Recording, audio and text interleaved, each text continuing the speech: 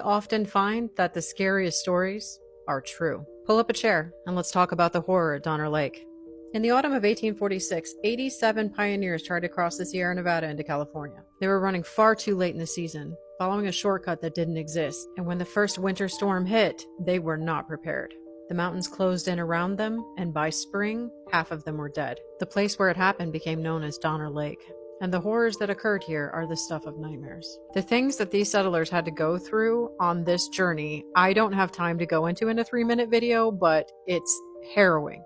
By the time they arrived at Fort Bridger, they were already exhausted, they'd lost several people in their party, and their supplies were already dwindling. So when a man named Lansford Hastings stands up and says, "Hey, I have a shortcut that could save you guys so much time," they naturally jumped at the opportunity. But Hastings' cutoff didn't even exist. He had sold them a best guess. And by the time they reached the Sierra Nevadas, winter was already there. In October, the pass is completely buried by snow. Just to give you an idea of what a snowstorm looks like in this area. With all trails in and out of the area completely impassable, what could they do but hunker down and wait? And if they'd had enough food, this might have been a good idea. Eventually, they'd built rough cabins beside the lake and waited for help that never came. The game was gone, their food exhausted. They boiled hides, chewed bark, dug for roots. Hunger changed them. Even the snow began to smell of meat. By December, so many of them had passed away, they had no choice but to brave the wilderness. 15 of them strapped on crude snowshoes and set out through blizzards looking for California.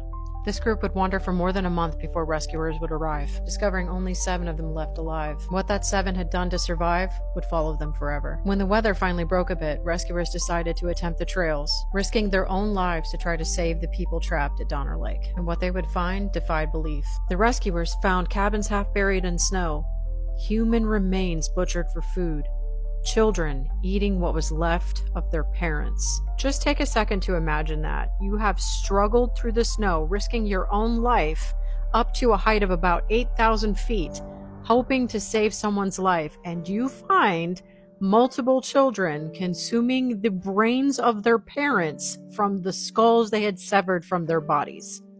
Holy shit. Some of the rescuers argued that they should just leave the children there. This wasn't the only horror they discovered. Louis Kesselberg here was found alone with the prepared bodies of his neighbors, including children. He claimed that they were already dead when he started eating them.